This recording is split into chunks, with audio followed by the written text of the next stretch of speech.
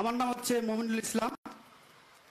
তে আমি জানি যে একটি জাতীয় উদ্যান রয়েছে 1200 হেক্টর জমির উপরে, আর একটা আশুরা বিল হয়েছে 588 একর। এখন আমার মাননীয় এমপি মহোদয়ের কাছে প্রশ্ন রইল যে আসলে 588 একর জমি, এখানে একটা সাম্প্রতিক সময়ে ক্রস ড্যাম নির্মাণ হয়েছে। এই সাম্প্রতিক সময়ে ক্রস ড্যাম নির্মাণ হওয়ার কারণে প্রায় 2000 হেক্টর জমি কৃষি জমি জলাবদ্ধতা সৃষ্টি হয়েছে। আমি এও দেখেছি, এও শুনেছি, মাননীয় প্রধানমন্ত্রী জননেত্রী শেখ হাসিনা বলেছে বাংলার জমি যেন 1 ইঞ্চি জমি যেন অনাবাদি না থাকে। তাই আমার আবারও জোরালোভাবে মাননীয় এমপি মহোদয়ের কাছে প্রশ্ন রাখছি, এই ক্রস ড্যামটি অপসারণ করা যাবে কিনা এবং আশুরা বিলের ভুক্তভোগী কৃষক যারা আছে তারা ধান চাষ করতে পারবে কিনা, আজকে 30,000 পরিবার আপনার কাছে প্রশ্ন রাখছে। ধন্যবাদ মাননীয় এমপি মহোদয়কে। ধন্যবাদ। খুব অত্যন্ত কাছাকাছি প্রশ্ন আর কি, এখান থেকে খুব অল্প সময়ের মধ্যে আশুরার বিল। আমি আপনাদের সকলের দুঃখগুলো অনুভব করি। আপনারা জানেন, আপনারা নদী ভাঙ্গনের এলাকার মানুষ ছিলেন। আপনারা যখন এসছেন তখন প্রত্যক্ষ পরোক্ষভাবে আমার পরিবারের সহযোগিতায় বা আমাদের আত্মীয় স্বজনের সহযোগিতায় এই বিশেষ করে বন বিভাগের কিছু অংশ বা পৈতৃক কিছু জায়গাও আপনাদের আছে, সেখানে আপনারা সুদীর্ঘ 45 বছর থেকে বসবাস করছেন। আমি যদি প্রশ্ন করি, আপনারা ধান চাষ করে এই জমিগুলোর থেকে, যেটা বিশেষ করে আমাদের জলাশয় রয়েছে, এই জলাশয়ের চারপাশের জমিগুলোর থেকে কত টাকা আর্ন করেন? আমার মনে হয় খুব বেশি যদি হয় বাৎসরিক 2 থেকে 2.5 কোটি টাকা বা 3 কোটি টাকার বেশি হবে না, সকলে মিলে যারা জমি চাষ করেন।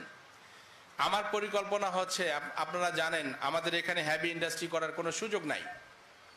আমাদের বন অঞ্চল যেটা আছে 1200 একরের উপরে, এবং আশুরার বিলকে নিয়ে ইতিমধ্যেই একটা ডিপিপি প্রণয়ন করার জন্য একটা প্রকল্প আমরা রেডি করেছি।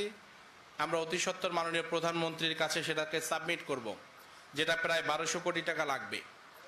এটা যদি বাস্তবায়ন হয় প্রত্যক্ষ পরোক্ষ, এখন তো মাত্র আপনারা বলছেন 30,000 পরিবার আশুলের পাড়ে বসবাস করে না। হয়তোবা এখান থেকে লটকুমারী পর্যন্ত যারা বসবাস করেন, খুব বেশি হলে 10 থেকে 12,000 পরিবার আপনারা হয়তোবা এখানে বসবাস করেন। তো আমার কথা হচ্ছে যে আপনারা বছরে ইনকাম করেন ধরলাম 5 কোটি টাকা, কিন্তু 1200 কোটি টাকার এই প্রকল্প যদি এখানে বাস্তবায়ন হয়, জাতীয় উদ্যানটাকে আমরা সেই আঙ্গিকে সাজাতে পারি। আপনারা জানেন ঈদের সময় বা বিশেষ কিছু দিনে এখানে লক্ষ মানুষের ঢল হয়। এই আশিল পাড়ের কিছু বাদাম বিক্রেতা যারা স্বপ্নপুরীতে একটা সময় চানাচুরের দোকান করত, তারাও অর্ধ কোটি টাকা খরচ করে আপনাদের গ্রামে কিন্তু বিলাসবহুল বাড়ি করেছে। যারা স্বপ্নপুরীতে চানাচুর বিক্রি করত, তারা এখন ওই স্বপ্নপুরীতে ইনকাম করে আপনাদের ওখানে অর্ধ কোটি টাকা খরচ করে কিন্তু বাড়ি করেছে। ম্যাক্সিমাম জমি জায়গাও যদি খবর নেওয়া যায়, দখল সূত্র কেনা, অনেক ছেলেরাই কিন্তু তারা কিনেছে। আমার যেটা চাওয়া পাওয়া, যে আমার জনগণ, আমার এলাকার মানুষ কেন বছরে 5 কোটি টাকার মধ্যে থাকবে, যেখানে সম্ভব প্রত্যেক দিন 1 থেকে 2 কোটি টাকা ইনকাম করা সম্ভব প্রতিদিন। এবং এটার 80% টাকা এই আশিলের পারে যারা বলছেন যে আপনারা ক্ষতিগ্রস্ত, ক্রস ড্যাম তুলে দেওয়া হোক, আপনাদের কল্পনারও বাইরে। স্বপ্নপুরীর গেট থেকে যেটা আর্ন করা হয় 100 টাকার মধ্যে 20 টাকা আমরা পাই, আর 80 টাকা কিন্তু সেখানকার যারা ব্যবসায়ী আছে, 700-র উপরে দোকান আছে, এক টুকরি বাদাম নিয়ে বসলেও সেখানে কিন্তু 500-700 টাকা ইনকাম হয়। এই 80% টাকাটা কিন্তু তারা নেয়। আমার লক্ষ্য যেটা, যে আমার এখানে হেভি ইন্ডাস্ট্রি করার জায়গা নাই, প্রত্যক্ষ এবং পরোক্ষভাবে এখানে 3 লক্ষ মানুষকে পুনর্বাসিত করার জন্য আমার এই উদ্যোগ। আমি আপনাদেরকে লুণ্ঠন করবার জন্য আসি নাই বা ভাওতাবাজি দেওয়ার জন্য আসি নাই।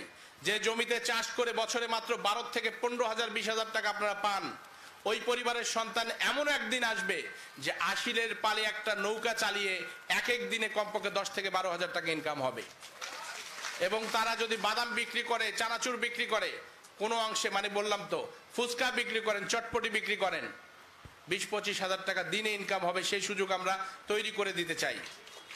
এই জন্যই এই প্রকল্প সাবমিট করেছি, এবং ইনশাল্লাহ আপনাদের সঙ্গে আরো দান দরবার করে, আপনাদেরকে ক্ষতিগ্রস্ত করে নয়, আপনাদেরকে অভুক্ত রেখে নয়, অনাহারে রেখে নয়, আপনাদেরকে কষ্ট দিয়ে নয়, আপনাদের ভালোবাসায় আপনাদেরকে সঙ্গে করে নিয়ে এমন প্রকল্প বাস্তবায়ন করতে চাই যে আশিরের পার যেন বাংলাদেশের ইতিহাসে একটা একটা দৃষ্টিনন্দন জায়গা, সেই সঙ্গে দৃশ্যমান একটা জনবসতির নদী ভাঙ্গন এলাকার মানুষের পরিবর্তনের একটা দৃষ্টান্ত হয়ে থাকে ওই এলাকায়।